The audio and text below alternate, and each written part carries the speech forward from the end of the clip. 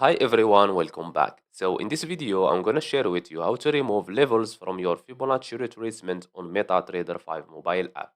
So just follow me and follow the steps. It's so easy and simple. So first of all, open your MetaTrader 5 and let's add a Fibonacci, okay, like this. Now let's say for example, I want to remove the 23.6% level, okay, this one.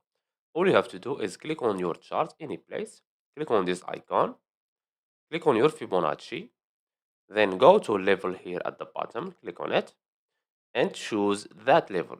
As we said, this one, okay? So click on the trash icon and click on your level, this one.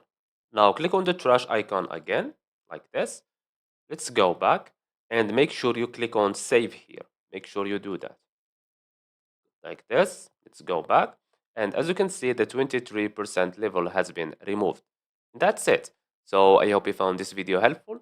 Don't forget to give us a like and subscribe. Thanks for watching and see you on the next one.